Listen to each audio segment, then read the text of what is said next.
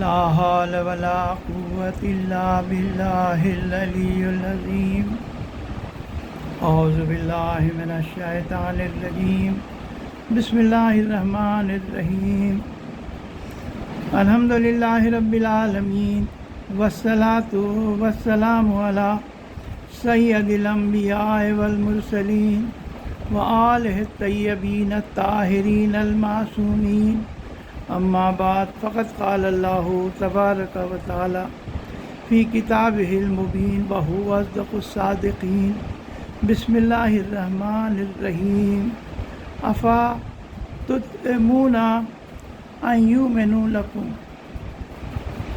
وقد کان فریق منہم یسمعون کلام اللہ ثم یحرفونہ من بعد ما عقلوه وهم یعلمون اللہم صلی علی محمد وآل محمد۔ میں نے سورہ بقر کی آیت نمبر 75 کی تلاوت کا شرف حاصل کیا۔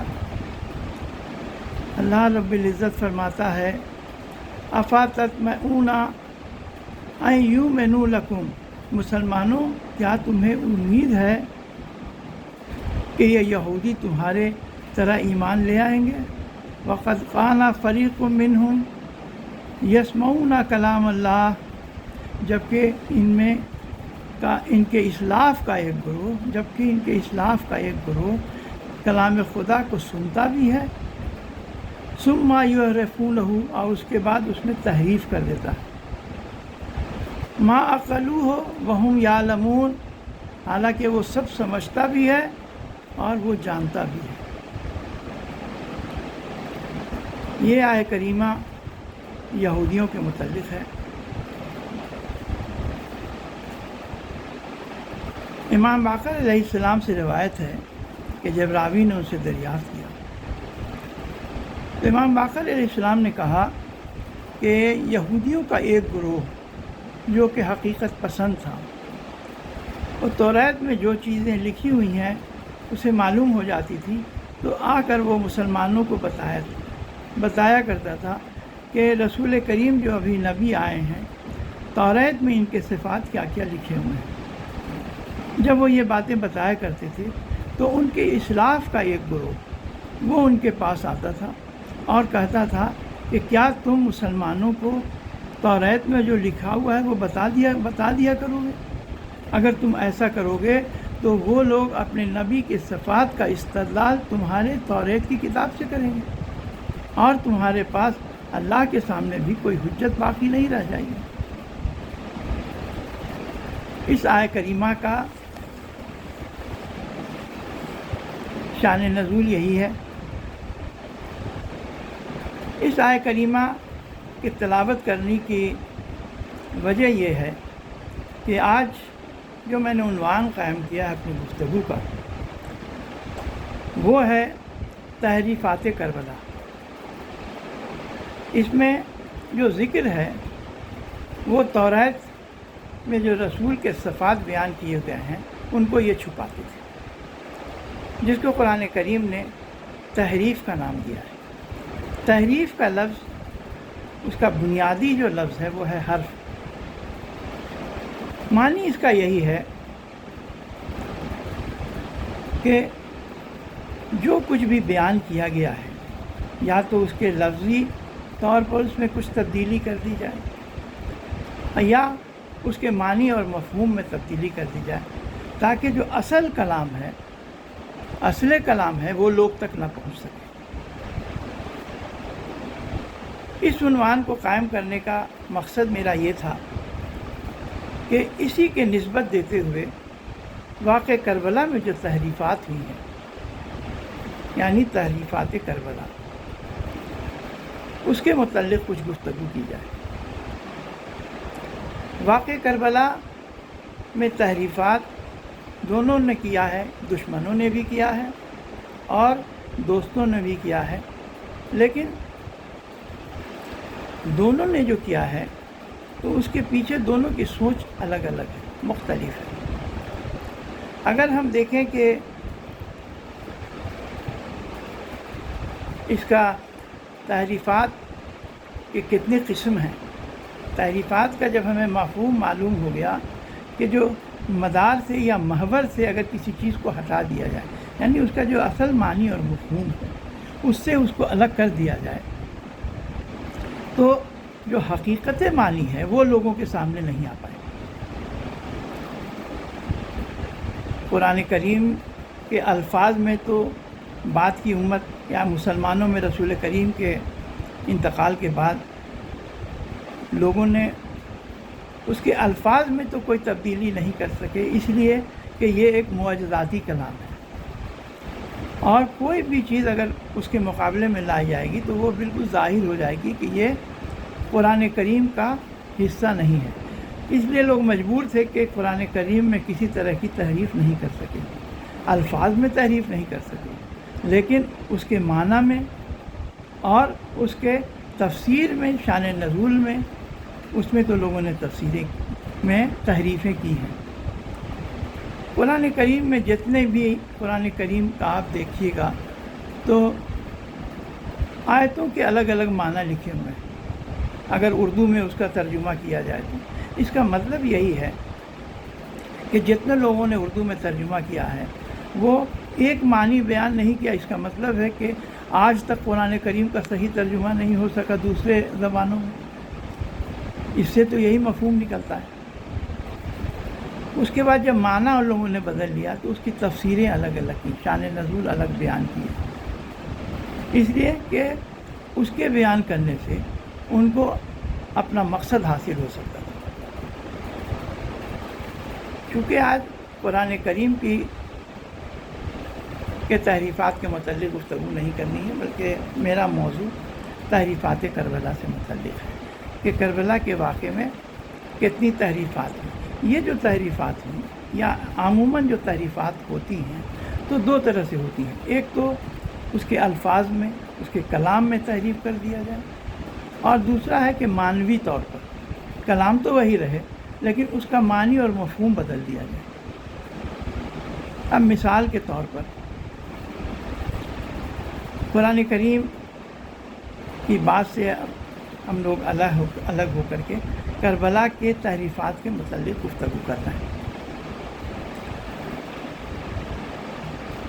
معنی، الفاظ اور معنی میں تحریفات کی مثالیں ہیں کہ جیسے کوئی واقعہ ہوا ہی نہیں، کوئی جو اس وقت کے مقاتل ہیں اس میں وہ واقعہ درج ہی نہیں ہے، اور آج کل کے ذاکرین پڑھ رہے ہیں یا آج کل جو کتابیں جو مقاتل مصنفین لکھ رہے ہیں اس میں وہ واقعات لکھے جا رہے ہیں، یعنی ان واقعات کا حقیقت سے کوئی واسطہ نہیں ہے۔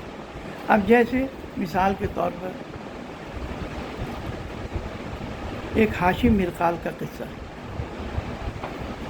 کہا جاتا ہے کہ واقع کربلا کے میں عاشورہ کے دن اچانک بیابان سے ایک شخص، وہ بلند و قامت، کوہ کے مانند بلند ایک گھوڑے پر سوار، ہاتھ میں نیزہ جس کی لمبائی 18 ہاتھ تھی، وہ اچانک بیابان سے نمودار ہوتا ہے اور آتا ہے، کہتا ہے کہ یا ابا عبداللہ، میرا بھائی عمر سعد آپ سے جنگ کر رہا ہے، وہ میرا چچیرا بھائی ہے، لیکن میں آپ کے معیت میں جنگ کروں گا اور آپ کے ساتھ میں شہادت کے درجے پر فائز ہوں گا۔ ان کا پورا نام ہے، اس نے اپنا جو تعارف کرایا کہ میرا نام ہے ہاشم بن عتبہ بن وقاص۔ یہ جناب سعد کا بھائی تھا، جو عمر سعد کے والد سعد ابن وقاص کا بھائی تھا، عتبہ بن وقاص۔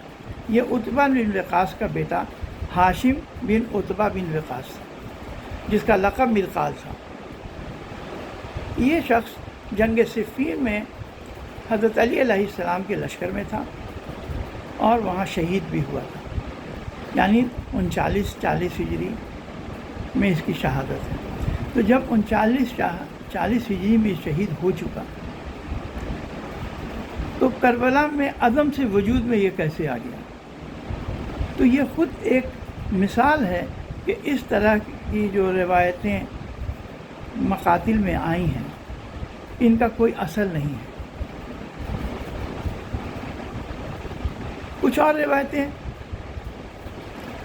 جیسے آج کے دن اس عنوان بنانے کی وجہ یہ ہوئی یہ تحریفات کربلا کو کہ 7 تاریخ محرم کی آج ہے، اور 7 محرم کو ہندوستان اور پاکستان میں یہ تاریخ منسوب ہے جناب قاسم ابن حسن سے۔ ایران میں 6 تاریخ جناب قاسم ابن حسن سے منسوب ہے، اس لیے کہ سبھی جانتے ہیں کہ جتنے بھی اصحاب و اعزہ شہید ہوئے ہیں، کیونکہ جنگ ہی ہوئی ہے 10 محرم عاشورہ کے دن صبح کی نماز کے بعد جنگ شروع ہو گئی تھی، اور ظہر کے نماز کے بعد امام حسین علیہ السلام کے لشکر کی تعداد بہت ہی تھوڑی ہو گئی تھی، اعزہ باقی بچ گئے تھے اور کچھ اصحاب باقی بچ گئے تھے۔ اثر ہوتے ہوتے امام حسین علیہ السلام کے تمام اصحاب اور خود امام حسین علیہ السلام شہادت کے درجے پر فائز ہو گئے تھے۔ اس لیے ساری جنگیں تو عاشور کے دن ہی ہوئی ہیں، لیکن تذکرہ کے الگ الگ تذکرے کے مناسبت سے ایک ایک دن سب کے لیے مخصوص کر دیا گیا ہے۔ جیسے کل کا دن شہزادہ علی اصغر کے لیے، جس کا نام عبداللہ رضی تھا۔ آج کا دن یہ مخصوص ہے قاسم ابن حسن کے لیے، اور آج گفتگو قاسم ابن حسن کی ہم کریں گے، اور اس میں ایک واقعہ جو بیان کیا جاتا ہے وہ ہے عروسی قاسم کا۔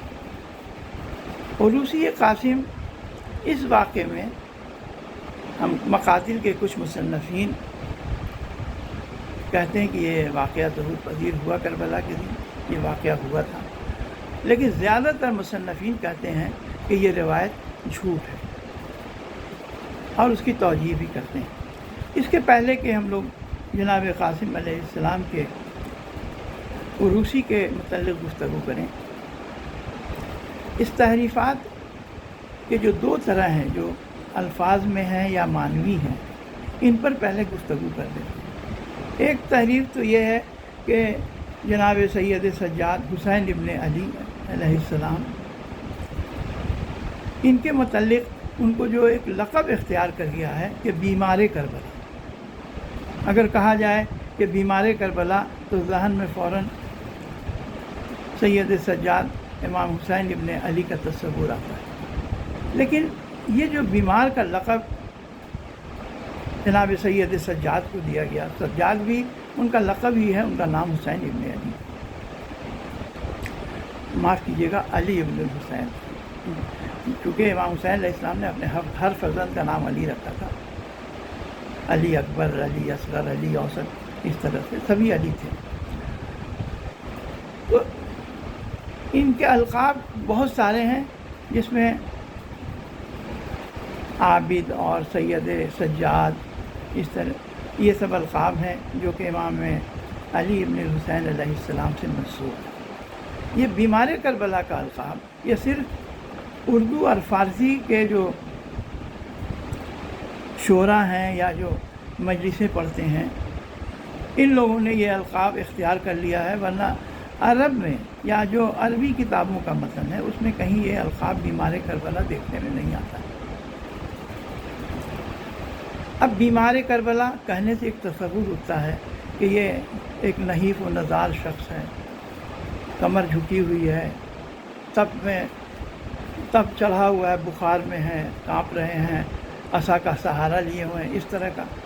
تو اس میں دشمن یہ اعتراض یہ کرتا ہے کہ جب وہ اتنے نحیف و نزار تھے تو امر امامت کیسے انجام دیتے تھے، جبکہ امام زین العابدین علیہ السلام واقع کربلا کے بعد بھی 34 سال زندہ رہے، حیات رہے ہیں، اور انہوں نے تبلیغ پوری طرح سے کی۔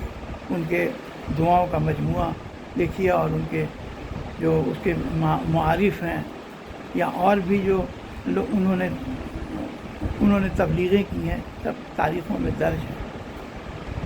تو یہ بیمار کا تصور ان کا آیا کہاں سے؟ یہ صرف مخصوص ہے جہاں عربی یا جہاں اردو اور فارسی زبان کے لوگ ہیں، عرب میں اس طرح کا کوئی تصور لوگوں کو نہیں ہے۔ حقیقت حال یہ ہے کہ امام زین العابدین علیہ السلام صرف بیمار تھے عاشورہ کے دن، جب یہ جنگ ہو رہی تھی، اور یہ اللہ تعالیٰ کی مشیت، اللہ تعالیٰ کا ارادہ تھا اس طرح سے رسول اللہ کے خاندان کو بچا کر رکھا جائے تاکہ یہ رسول اللہ کا خاندان یہ بعد میں بھی پھلے اور پھولے۔ یہ حکمت عملی، اور کہا جائے کہ یہ مشیت اللہ تعالیٰ کی ایک مشیت تھی، ان کا ارادہ تھا۔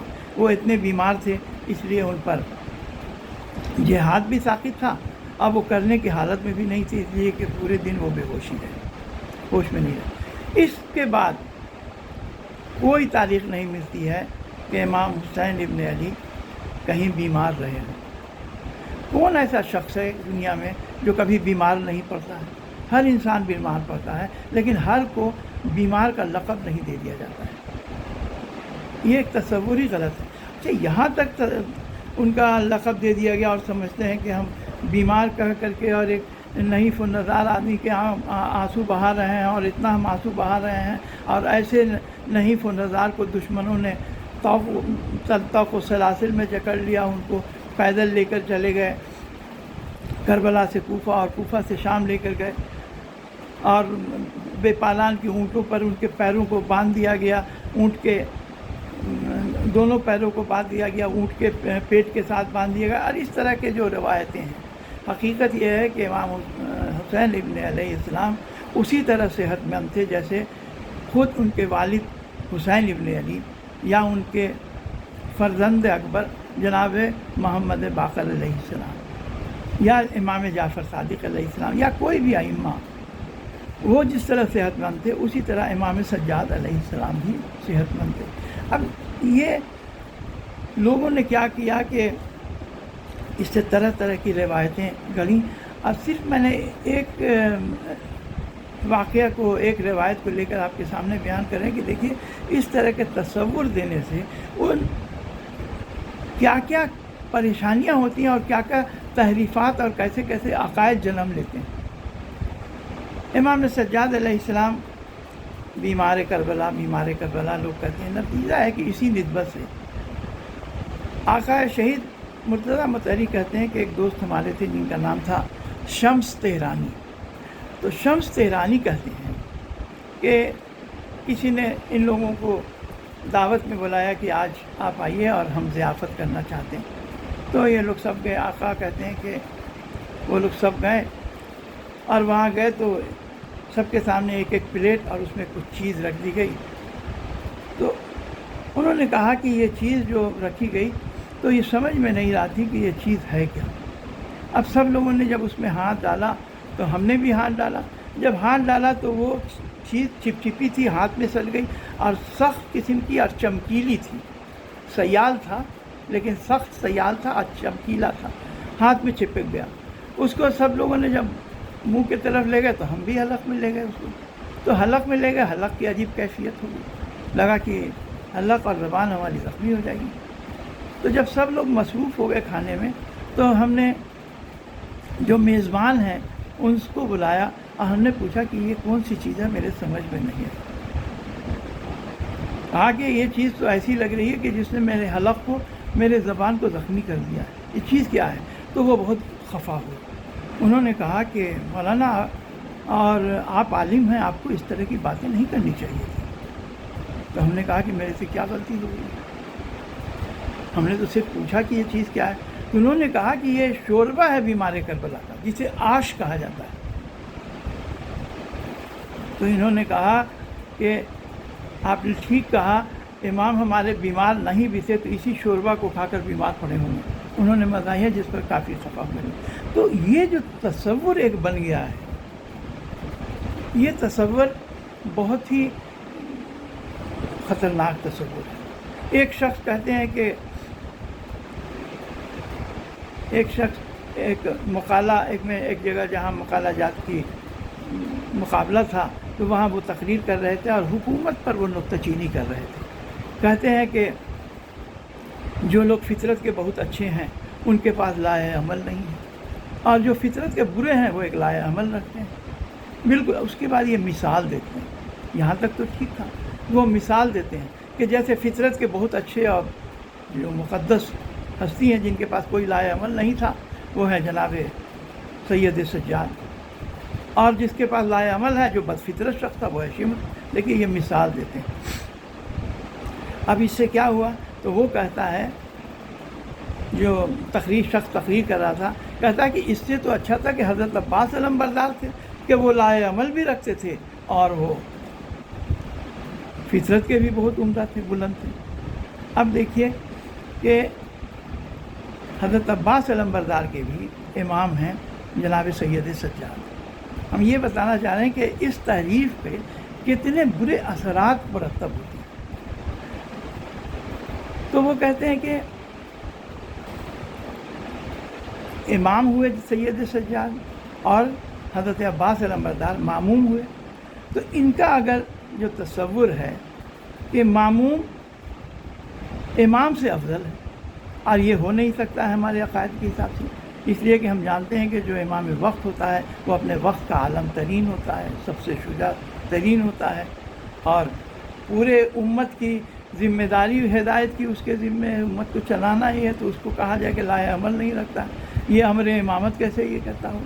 تو یہ ساری جو باتیں اٹھیں، یہ جو اثرات مرتب ہوئے، وہ کیا ہوئے؟ اس لیے ہوئے کہ ہم نے ان کو بیمار تصور کر لیا ہے۔ وہ کبھی بیمار نہیں تھے، انہوں نے اپنی پوری امامت کی ذمہ داری جو اللہ تعالیٰ نے ان سے منسوب کی تھی انہوں نے ادا کی ہے، وہ ساری ادا کی ہے۔ اسی طرح بہت سارے واقعات ہیں، جیسے جناب ام لیلہ کا کربلا میں موجود ہونا، جناب فاطمہ الصغریٰ کا مدینے میں رہنا، یا اور یہ کہ ان کو منت مانا حضرت علی اکبر علیہ السلام کے کہ بچ گئے تو میں پورے مدینہ کے راستے میں ریحان کے پھول بچھاؤں گی۔ اس طرح کے بہت سارے جو ہمارے جو واعظ ہیں وہ بیان کرتے ہیں، جس کا کوئی سر پیر نہیں ہے۔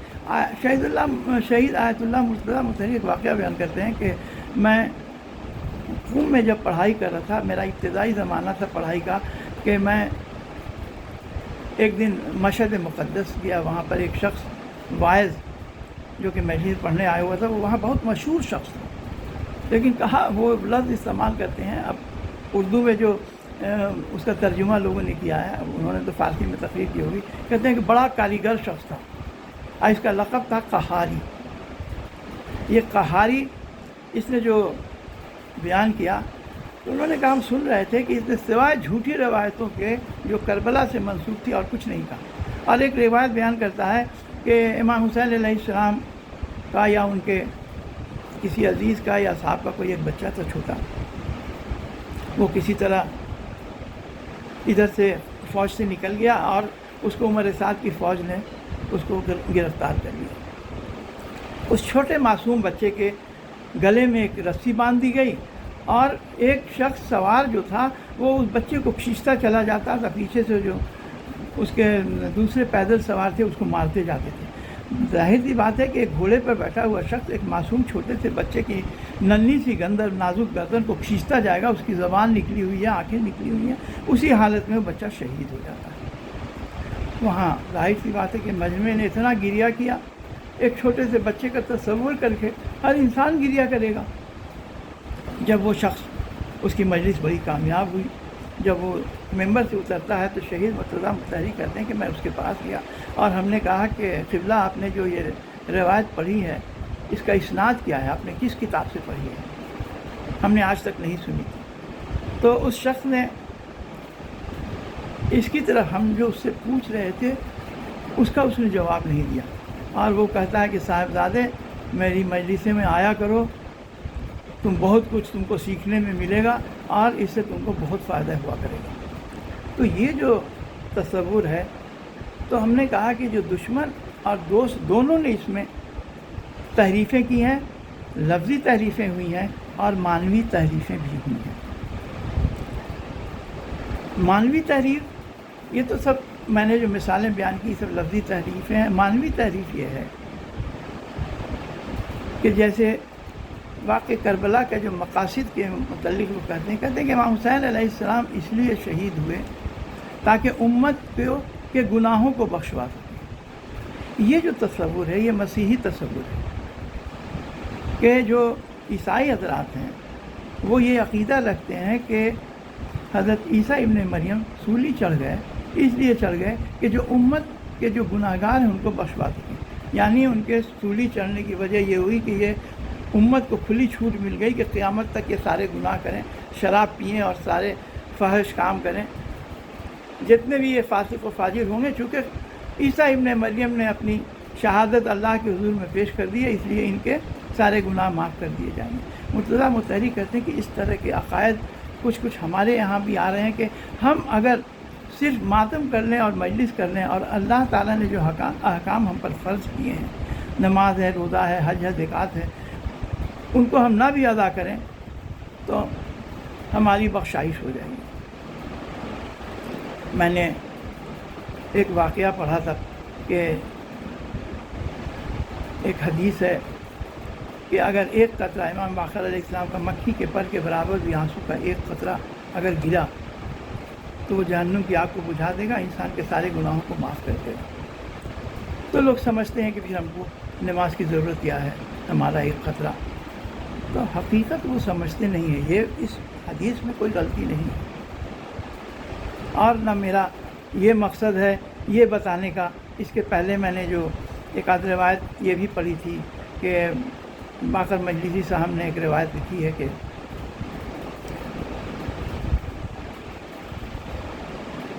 سات، 8 اور 9 کو حضرت عباس نمبردار اور نافع ابن حلال نے جملی اور 30 سوار اور 20 پیادے مشقوں کے ساتھ گئے تھے. ان لوگوں نے پانی بھرا. اس سے کسی کے ذہن میں یہ تصور نہ ابھرے کہ امام حسین علیہ السلام 10 تاریخ کو پیاسے نہیں تھے، بھوکے اور پیاسے نہیں تھے. اگر اتنے پانی آئے بھی ہوں گے تو یہ اتنے بڑے لشکر کے لیے ایک دن کے لیے بھی ناکافی ہے. جب آیت اللہ شیخ صاحب سے پوچھا گیا تو انہوں نے جواب یہی دیا کہ اللہ تعالیٰ حسین ابن علی کو بھوکا اور پیاسا شہید ہونا دیکھنا چاہتا تھا. یہ وہ فرائض سے جو اللہ تعالیٰ نے اس کتاب میں جو صحیفہ نازل ہوا تھا اس میں ان کے لیے یہ سب احکام درج تھے. تو اس سے تو ظاہر ہے کہ امام حسین علیہ السلام اور ان کے اصحاب، خاص کر کے اطفال حسینی، یہ بہت پیاسے تھے. ایک مجاور تھے مشہد میں امام رضا علیہ السلام کی سید حسین علی. وہ فرماتے ہیں کہ ایک دن ہم لوگ چند لوگ بیٹھے ہوئے تھے اور وہاں پر بات ہونے لگی کہ یہ جو حدیث ہے کہ ایک قطرہ کیسے آگ کو بجھا سکتا ہے، اس میں ایک شخص تھا جو کہ بہت بضد تھا کہ ایسا ممکن ہی نہیں ہے، یہ حدیث صحیح نہیں لگتی ہے. لوگوں نے کہا کہ اس حدیث کی سند صحیح ہے اور یہ حدیث صحیح ہے. نتیجہ یہ ہوا کہ جب یہ لوگ منتشر ہو گئے اور دوسرے دن وہ شخص دوبارہ آتا ہے اور آ کے لوگوں سے بہت معافی مانگتا ہے اور معذرت خواہ ہوتا ہے کہ میں نے اپنا اس طرح کا خیال آپ لوگوں کو سامنے ظاہر کیا تھا. لوگوں نے کہا کہ تم میں یہ تبدیلی کیوں ہو گئی؟ کہتا ہے کہ رات کو ہم نے خواب میں دیکھا کہ معاشر بپا ہے اور جہنم کے اوپر پل لگ گیا ہے جس پر لوگ جائیں گے اور سارے لوگ میدان میں جمع ہیں. ہم کو سخت پیاس لگی ہوئی تھی، آگ بھڑک رہی تھی سامنے، کہ جب ہم پانی سے بہت بے چین ہو گئے تو ہم نے کھوجنا شروع کیا، پانی کی تلاش میں نکلے. ہم کو نظر آیا کہ ایک جگہ دور پر ایک حوض نظر آیا. ہم وہاں جب جاتے ہیں تو وہاں ہم دیکھتے ہیں کہ وہاں 3 اشخاص ہیں جس میں 2 مرد تھے اور ایک خاتون تھی جو کہ سیاہ لباس میں ملبوس تھی. ہم وہاں جاتے ہیں اور وہاں پر ایک شخص موجود تھا جس سے ہم پوچھتے ہیں کہ یہ کون ہے، تو کہا کہ تم نے نہیں پہچانا، ایک پیغمبر خدا حضرت محمد صلی اللہ علیہ وسلم ہے، دوسرے حضرت علی ابن ابی طالب ہے اور تیسری خاتون جناب فاطمہ الزہرا سلام اللہ علیہ ہے. یہ شخص جناب فاطمہ الزہرا علیہ السلام کے پاس جاتا ہے، کہتا ہے کہ بیوی میں بہت پیاسا ہوں، کیا پانی کی سبیل ہو سکتی ہے؟ بیوی نے بڑے غصے سے اس کی طرف دیکھا اور کہا کہ کیا تم میرے فرزند حسین ابن علی کے فضائل کے منکر ہو؟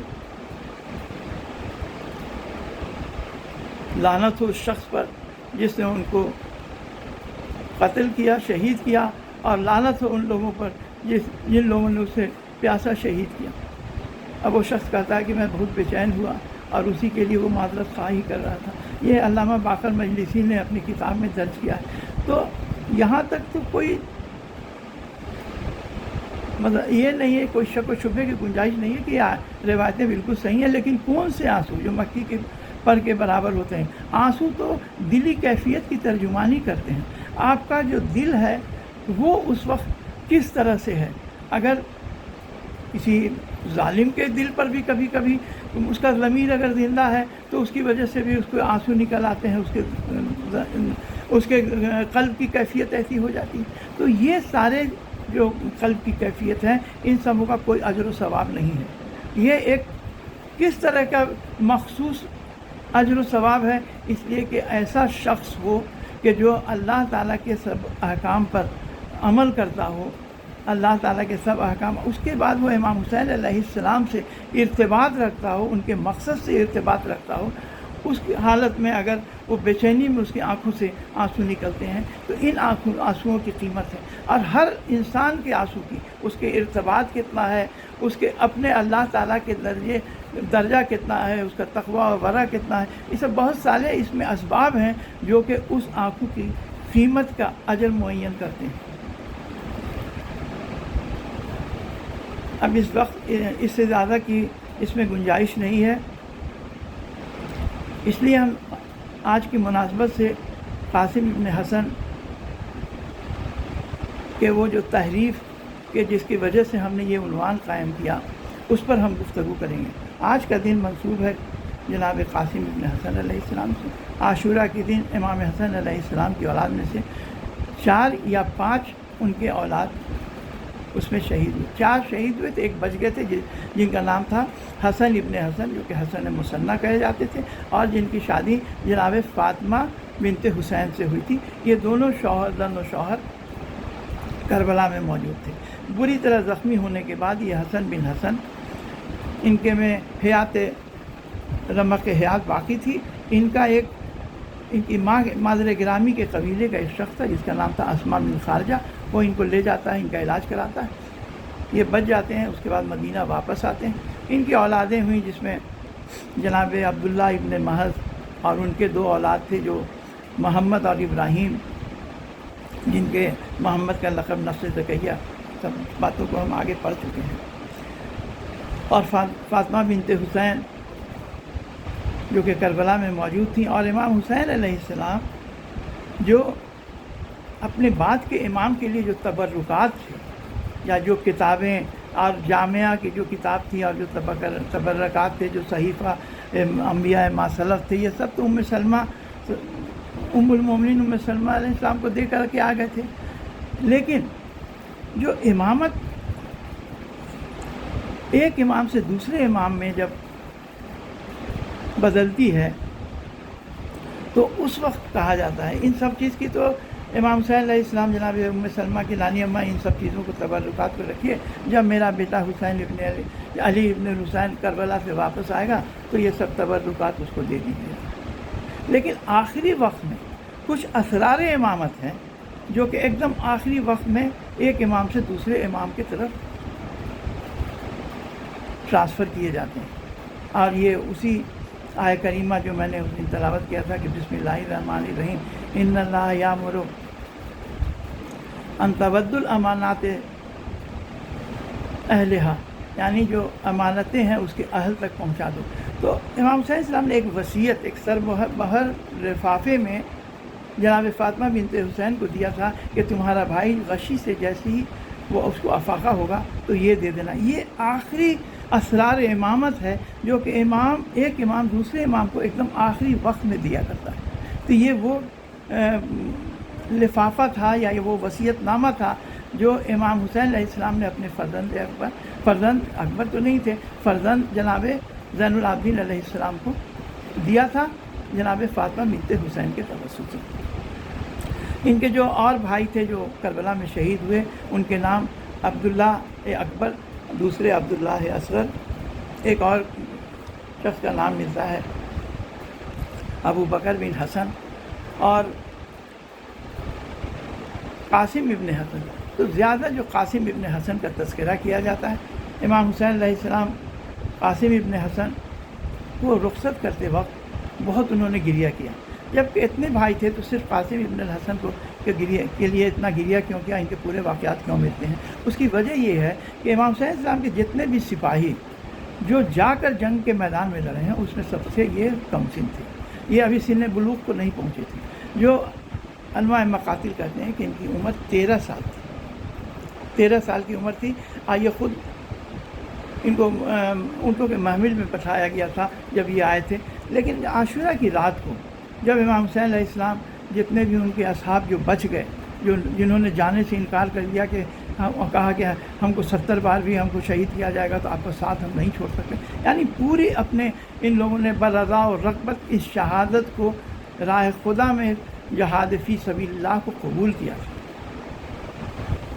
شہید کے لیے سب سے بڑی شرط یہ ہے کہ اپنے پورے شرائط کے ساتھ یہ جانتے ہوئے کہ یہ جو جنگ ہے فی سبیل اللہ ہے اور اس کے لیے ہم شہادت کو قبول کرتے ہیں، تبھی وہ شہید کے درجے پر فائز ہوتا ہے۔ تو جب سب کے بارے میں بتا چکے امام حسین علیہ السلام کہ تم بھی شہید ہو گئے اور تم بھی شہید ہو گئے، اور جب جناب قاسم ابن حسن کا نام نہیں آتا ہے تو بے چین ہو جاتے ہیں اور کہتے ہیں کہ چچا جان کیا میرا نام فہرست شہداء میں نہیں ہے؟ تو امام حسین السلام کہتے ہیں کہ بیٹا یہ بتاؤ کہ موت تمہارے نزدیک کیسی ہے؟ تو جواب دیتے ہیں کہ موت میری نزدیک شہد سے بھی زیادہ شیریں ہے، اہلا من الاصل، اس سے شہد سے بھی زیادہ شیریں ہے۔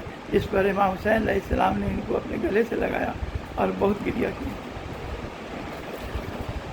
جب صبح ہوتی ہے اس وقت بھی امام حسین السلام ان کو گلے سے لگا کر بہت روتے ہیں اور کسی طرح اجازت نہیں دیتے۔ اب یہیں پر وہ روایت آتی ہے کہ جس کے متعلق علماء مقاتل میں اختلاف ہے۔ اب وہ روایت یہ ہے کہ جب کسی طرح امام حسین علیہ السلام ان کو اجازت نہیں دیتے ہیں تو ان کو یاد آتا ہے کہ میری مادر گرامی نے بتایا تھا کہ تمہارے والد نے ایک تعویذ تمہارے بازو پر باندھی تھی کہ کبھی ایسا سخت وقت پڑے تو یہ تعویذ کھول لینا، اس میں جو تم کو احکام ملے اس کے مطابق عمل کرنا۔ تو وہ تعویذ کھولتے ہیں اور اس میں یہی لکھا ہوا ہے کہ کربلا کے میدان میں جب میرا بھائی دشمنوں کے نغرے میں گر جائے تو اے قاسم تم جا کر کے میرے بھائی پر کی نصرت کرنا، اور اگر شہادت کے درجے پر فائز ہونا ہو تو اس سے بھی تم پیچھے نہ ہٹنا۔ امام حسین علیہ السلام کے سامنے جب وہ تعویذ دکھاتے ہیں تو امام حسین علیہ السلام بمجبوری ان کو جنگ کی اجازت دیتے ہیں، لیکن اس وقت کہتے ہیں کہ میرے بھائی نے ہم کو بھی ایک وصیت کی تھی، اور وہ کہتے ہیں وہ وصیت یہ تھی کہ میں اپنی بیٹی کی عروسی تمہارے ساتھ کر دوں، میں اس کو تمہارے ساتھ رشتہ ازواج میں منسلک کر دوں۔ اور اس وقت وہ لے کر جاتے ہیں جناب زینب صلوات اللہ علیہ کو اور دوسری خواتین کو کہتے ہیں، ادھر حضرت عباس علم بردار اور جناب اون کو کہتے ہیں کہ اس عروسی کا انتظام کیا جائے، اور عروسی کا جب انتظام کیا جاتا ہے تو وہ نکاح ہوتا ہے۔ چند ساتھ ہی اپنے دلہن کے پاس ٹھہرتے ہیں، اس کے بعد آتے ہیں چچا کے پاس کہ اب تو کوئی چیز مانے نہیں ہے کہ آپ اجازت دیجیے، یہ جنگ کے لیے آتے ہیں۔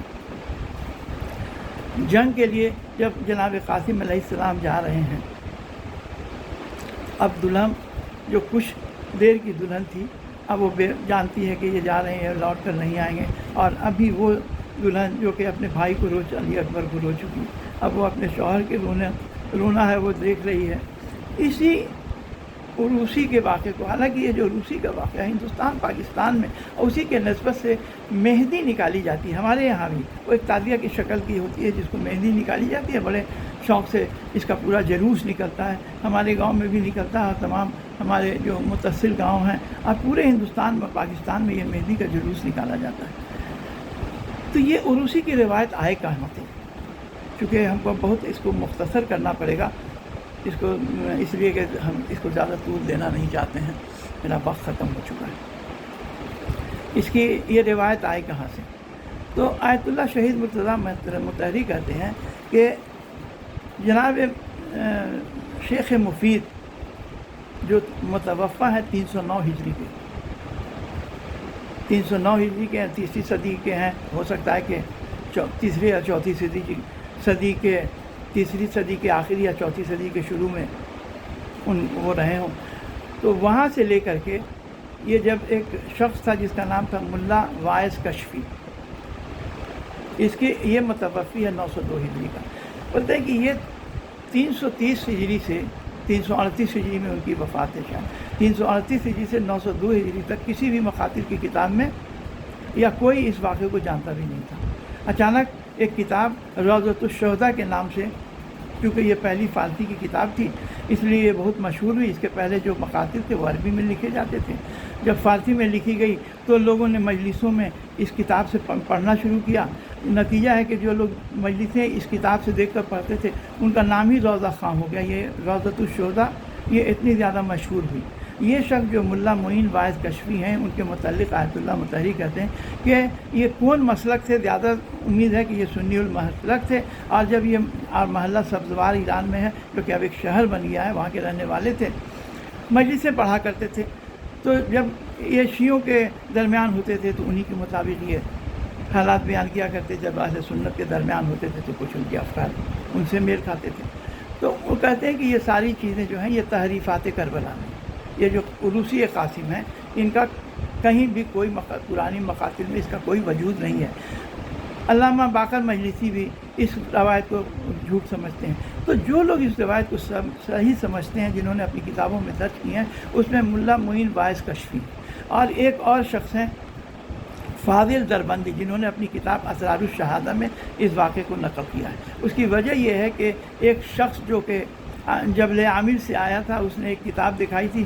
تو اس کو کہتے ہیں کہ اس وقت کے ایک بڑے عالم کو دکھائی تھی. شہید مرتضیٰ مطہری کا بیان ہے کہ انہوں نے جب دیکھا کہ اس میں سارے ہی جھوٹ واقعات ہیں، اس کا کہنا تھا کہ میرے جبل عامر میں میرے والد بزرگوار بہت بڑے واعظ تھے اور بہت بڑے مجلس خواں تھے، تو ان کی یہ کتابیں ہیں جس سے وہ مجلسیں پڑھا کرتے تھے. جب انہوں نے دیکھا تو کہا کہ اس میں ساری جھوٹ باتیں لکھی ہوئی ہیں، اس سے تم مجلسیں مت پڑھا کرو، اس کو تم ہٹا دو، مت رکھو.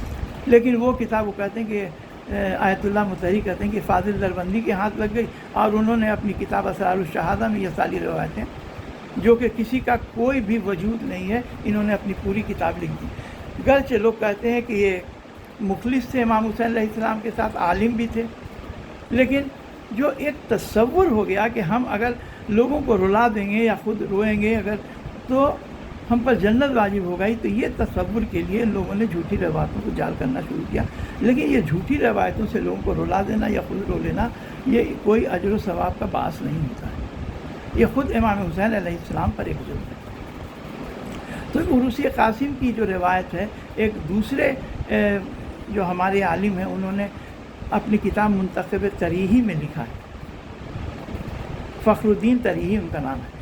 یہ ایک بہت بڑے عالم تھے. ان کے لیے جو عبد الرزاق مکرم ہے، ان کی کتاب مقتل مکرم بہت مشہور کتاب ہے. وہ کہتے ہیں کہ منتخب تریحی میں جو صاحب تریحی ہیں فخر الدین تریحی، ان کی یہ خود اتنے باعظمت تھے کہ یہ روایت ان کی کتابوں میں جو موجود ہے کسی طرح بھی اس کو یقین نہیں کیا جاتا کہ انہوں نے اس روایت کو لکھا ہوگا. اس روایت کو کسی اور نے ان کی کتاب میں شامل کیا ہے. ایک اور ملا مہدی نراقی ہیں، وہ بھی کہتے ہیں کہ کچھ لوگ اس کو صحیح مانتے ہیں، کچھ لوگ غلط مانتے ہیں. میں اس کو صحیح مانتا ہوں تو میں اس کا تذکرہ اپنی مجلسوں میں کرتا ہوں. لیکن زیادہ تر جو علماء ہیں اس روایت کو بالکل ہی غلط مانتے ہیں کہ اور اس کی وجہ بتاتے ہیں کہ ایک تو کربلا کا جس وقت واقعہ ہو رہا تھا تو لوگوں کو اتنی فرصت نہیں تھی کہ صحیح سے اللہ تعالیٰ کی عبادت کر سکے. نتیجہ ہے کہ امام حسین علیہ السلام کو نماز خوف پڑھنا پڑا، اور اس نماز خوف کے لیے ان کی حفاظت کے لیے جو دو صحابی ان کے کھڑے ہوئے، جناب سعید بن عبداللہ حنفی، وہ وہاں ان کے سامنے گر بھی گئے اور گرنے کے بعد وہ شہادت کے درجے پر فائز ہوئے. تو جب اتنے کی فرصت نہیں تھی تو وہاں عروسی کے لیے کا وقت کہاں تھا. لیکن جو اس کے مانتے ہیں وہ کہتے ہیں کہ اتنے زمانے سے جب چلتی آ رہی ہے تو اس لوگوں نے اس کو مجلسوں میں بیان کیا اور پہلے تو کسی نے اعتراض نہیں کیا. دوسرا جو اس کے مخالفین ہیں اس روایت کے، وہ کہتے ہیں کہ خود جناب قاسم ابن حسن کی عمر بھی اتنا نہیں تھی. یہ ابھی ان کی عمر یہ تو سن بلوغ کو بھی نہیں پہنچے تھے کہ ان کے لیے شادی کرنا ضروری ہوتا. تو یہ روایت کو کسی طرح وہ لوگ صحیح نہیں مانتے ہیں. جو لوگ مہدی اٹھاتے ہیں وہ بھی سمجھتے ہیں، لیکن اب ان لوگوں نے منت مان رکھی ہے اور ان کے ساتھ کچھ ایسی مجبوریاں ہیں کہ یہ کچھ لوگ کے ذہن میں ہے بھی کہ یہ صحیح ہے کہ نہیں ہے، لیکن چونکہ یہ مہدی کی روایت چلی آ رہی ہے تو چلی آ رہی ہے۔ اس سے متعلق علامہ علی نقی صاحب کہتے ہیں، وہ بھی اپنی مجلسوں میں اس کو پڑھتے تھے، اور سارے دونوں پہلو پر گفتگو کرنے کے بعد بھی کہتے ہیں کہ اسلام میں یہ ایک شریعت میں یہ ایک مستحب عمل ہے، اور یہ کوئی ایسا کوئی بہت خوشی کا موقع نہیں ہے، اور خاص کر کے جس موقع پر یہ شادی ہو رہی تھی یہ تو اور غم میں اضافے کے باعث تھا، یہ بھی ایک طرح سے مظاہرات غم میں اور غم کو بڑھانے کا باعث ہوتا ہے، اس لیے وہ اس کو اپنی مجالسوں میں پڑھا کرتے تھے۔ لیکن زیادہ تر ہمارے علماء کہتے ہیں کہ اس روایت کا کوئی وجود نہیں ہے۔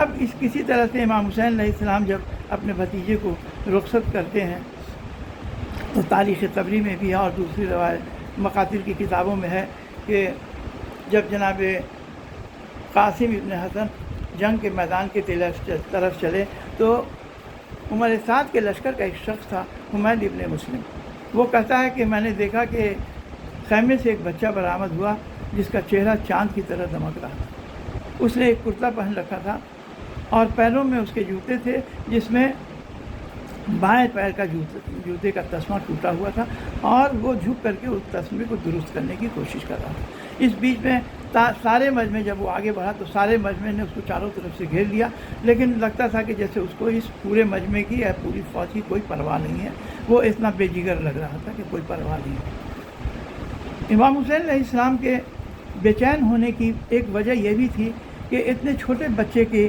اس عمر میں نہ زیرہ بنتی تھی، نہ جنگی بوٹ بنتے تھے، نہ سر پر بچانے کے لیے خود آتے تھے جو ہیلمٹ جیسی چیز ہوتی تھی، خود ہوتے تھے، یعنی حفاظتی سامان کچھ طرح نہیں تھے۔ کہتا ہے کہ یہ بچہ ایک کرتا پہنے ہوا تھا، ایک پاجامہ، اور دونوں پیروں میں جوتیاں تھیں، اس کے ہاتھ میں تلوار لہراتا ہوا یہ آ رہا تھا۔ آنے کے بعد اس نے فوجوں پر حملہ کر دیا، بہت ہی بے جگری سے لڑا۔